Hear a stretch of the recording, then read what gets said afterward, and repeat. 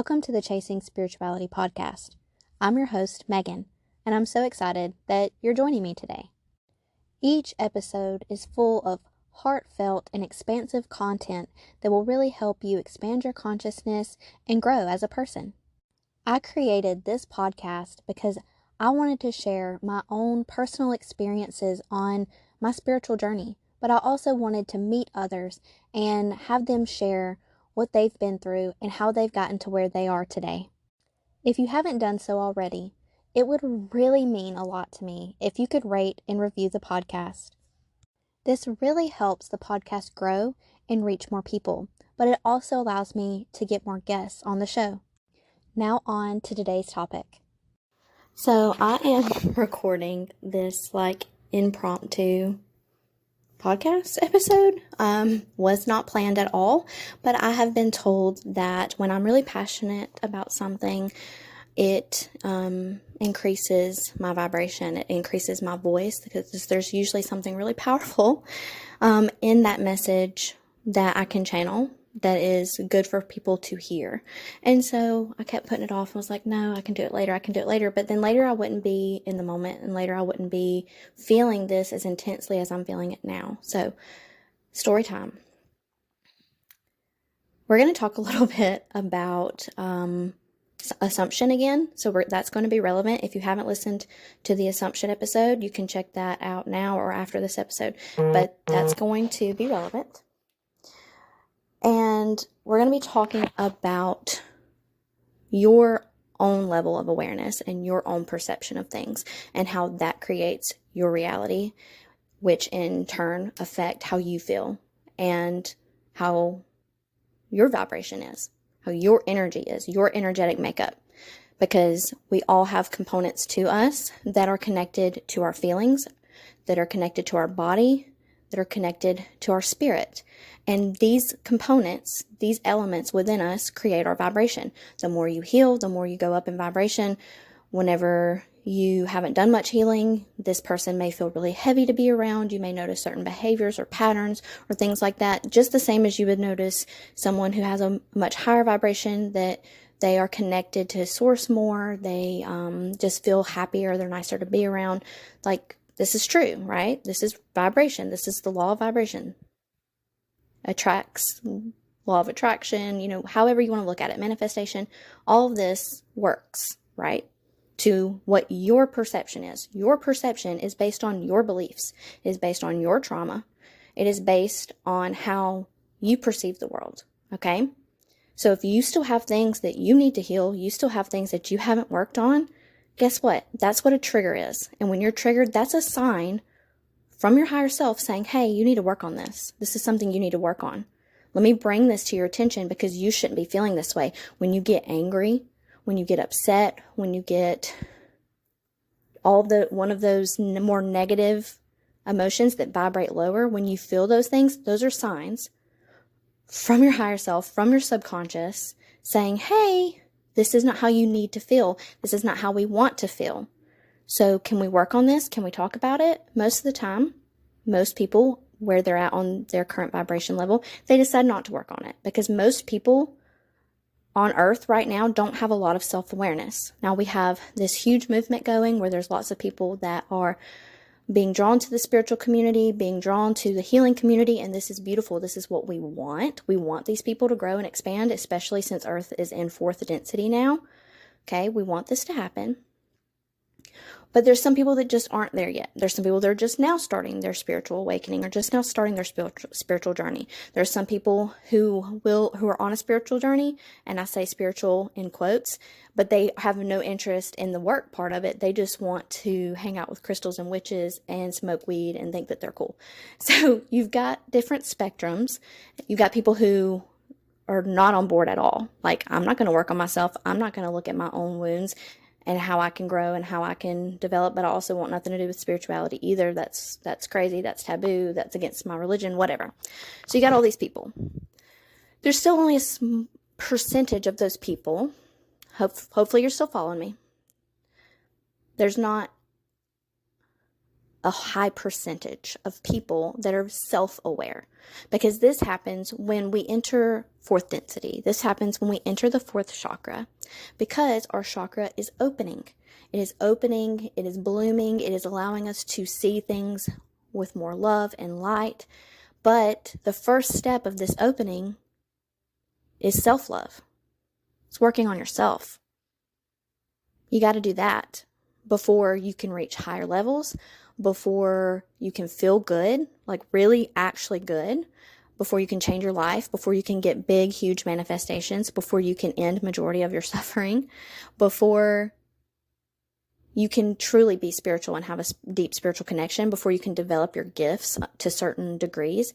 You have to reach fourth density to do majority of those things, especially to a good degree. I think planet Earth is going to do a great job because the Earth itself has raised its vibration to fourth density. So at this point, it's like, hey, since Earth is fourth density, you have no choice. You're going to step up or ship out. Okay? Those are your only options. You're going to upgrade, you're going to do the work, you're going to heal on yourself, or bye-bye. Leave Earth and come back to a parallel reality where Earth is still third density and you can continue to live there until you're ready to level up with the rest of us. Okay? I don't mean any offense to that. I don't think anybody on this episode is going to be offended because you're all here with me. You know exactly what I'm talking about because you've been doing the work. If you listen to my podcast, then you definitely love spirituality and you love the psychic and the spiritual connection side of it. But there's also a ton of healing episodes, a ton of stuff on self-worth. So I know that you're balanced and both things are important to you. So I know that you're on the right path. But that does bring me to my next topic, which is offense. When we feel offended, there's also a lot of that going on right now. I would say it picked up a notch. It started in 2012. It picked up a notch in 2020. And this is all steps in that part of gaining more awareness, right? So when we get offended, it makes us angry. Anger is a very, very strong emotion. And eventually, if we get angry enough, we decide we no longer want to suffer. Like, this is not a happy way to live. And so what can I do to end my suffering? What can I do to make myself feel better? And you start to realize at that conclusion that everything around you is not as it seems.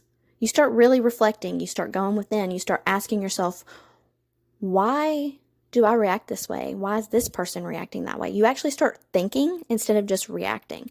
This is all part of the natural process.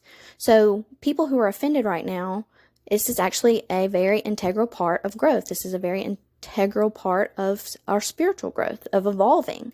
You have to get offended to bring awareness to something. Awareness and offended are very, very similar in frequency. So when we get offended, we're bringing awareness. We're bringing awareness into what this issue is. And this can even be like for huge, big issues that people fight over, like religion, like racism, all kinds of big, big things. You notice like there's more awareness on these things. And it's because more and more people are on board. More and more people are offended. More and more people are angry.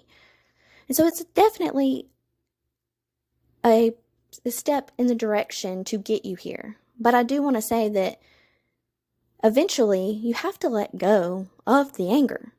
Eventually, you have to step into that next level of awareness, which is what helps you reach your heart space, which is letting go.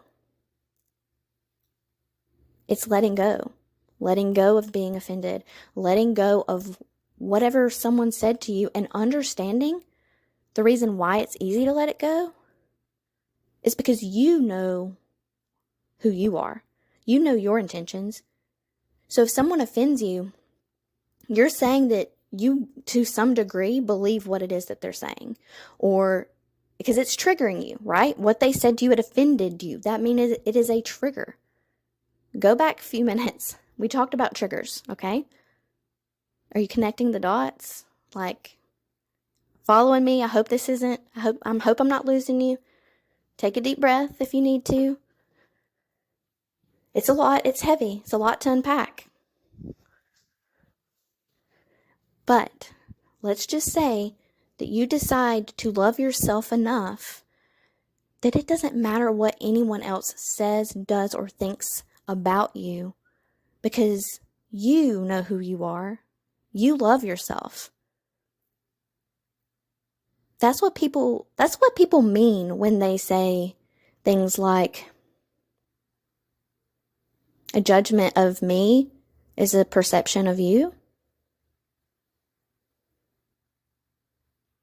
Our relationships are mirrors. Our interactions are mirrors. Our triggers are things that we need to go within and find out why that's triggering us.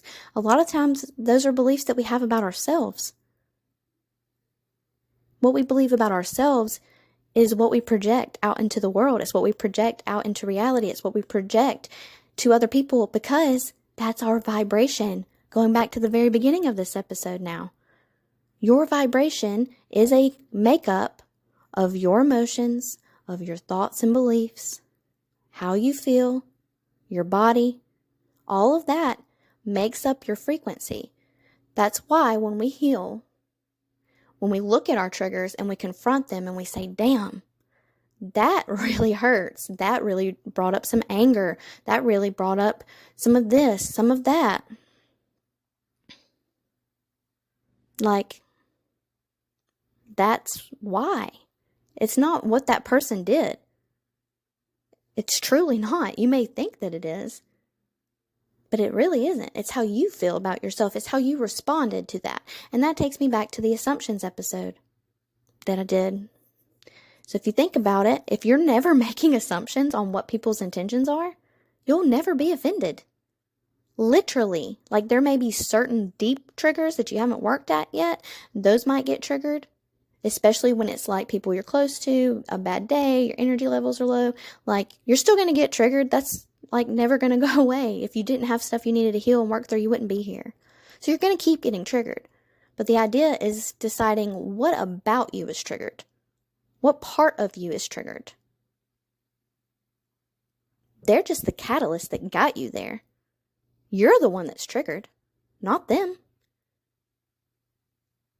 They helped you reach a new level of awareness about yourself.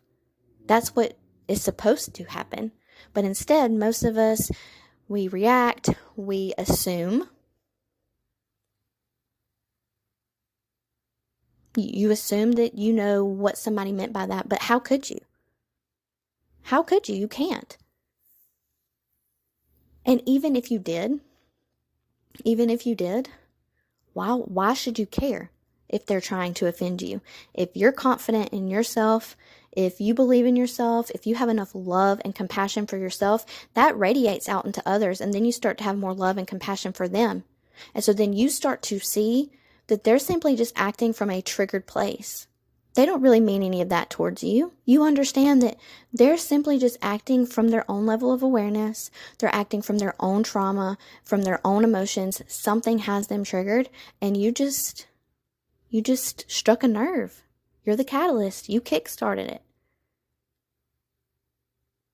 And no, this isn't like, I'm still human. So yes, I still have moments like I'm triggered right now. And that will lead me into story time. So my husband said something on social media, and he meant it as a joke because he was commenting on someone's post. It was a tagged post, but he was commenting on a post of someone who's really close to him. So this person understands his intentions and knows that he's just a jokester, makes jokes and stuff like that most of the time. We'll say, I guess, not all of the time, but I will say maybe most of the time. The intention is known. Well, there were other people tagged on this post, and someone took offense to the post. And we could both tell by her response that she had every right to be offended because she didn't know my husband. She didn't know that what he said was a joke, and I could see why somebody would take offense to it, and so could he. But it was the way she responded to him instead of just acknowledging like, hey, that's not cool. I don't appreciate you saying that, or what do you mean by that, or just anything that's more inquisitive or just to the point and like, hey, dude, like that's a bit much. That's fucked up. She goes into like this really long post, and she's basically like putting her assumptions into what he said and did. And you can see it. You can see it like line after line, what her assumption is. She's combating it with a defense. And some of them are a little even offense, because then she goes to basically call him out for doing something that he didn't do. So me and him are just kind of like, how are we going to respond? Like, do you want to respond? Like, if you do, you're entitled to say and respond however you want to. And he was like, I'm not sure, like, I don't know if I want to respond, because I can tell, like, basically, like, she just was angry and she took it out on me. He's like, that's on her. Like, that's how she feels. And, I don't necessarily feel like I have to validate myself. He said, but it sucks that she feels that way, but I'll be the scapegoat, because he's used to it. He's used to people taking their anger out on him, their frustration out on him, just like the little things that people go through. There's people that go into the grocery store in a bad mood, they take it out on their cashier. My husband's always been somebody that people take their emotions out on. He just does, especially anger. And that's why, like, I think it's because he is so patient. Like, he's a very, very, very patient person, unless you get him around my kids. But he's a really patient person. And so he can take that a lot of times, and he's really empathic. So he can usually tell, like with me, he can tell when I'm just having a bad day and I'm anxious and I get upset, and he just takes it. Unless I say something that's like over the top, or like I cross a line or a boundary, or maybe he's having a bad day. He's not perfect either. And so he was just like, I don't know if I want to respond. He ended up responding, and I think that his response was great. I think that he defended himself enough that he felt validated, but he also wished her well and apologized. And I think that's a healthy balance. Like, you should always acknowledge someone's feelings and apologize to them. But I think I was triggered because of the way she, like, responded. I felt like it was very uncalled for. And if it would have been like me, like she responded to me like that, I wouldn't have cared. But it was because it was him. And I just have like this weird protection thing over people that I care about. So yeah, it was just, I was triggered. I'm still triggered. But I'll be okay. I'll get over it. I really just wanted to record this in the moment while I was experiencing it, because that's really important, to experience our triggers so that we can understand them more, so that we can call them out for what they are. And there's nothing wrong with it. There's nothing wrong with getting upset and getting angry and being triggered. It's how you handle it. Only you are in control of your own actions. And so we just gotta keep on keeping on. But I hope you all have a great day. Bye. Thank you so much for joining me today. If you enjoyed this episode, please share it with someone you love. And it would mean so much to me if you could rate, review, and subscribe so that the podcast can reach and assist more people. Until next time, I'm sending you so much love.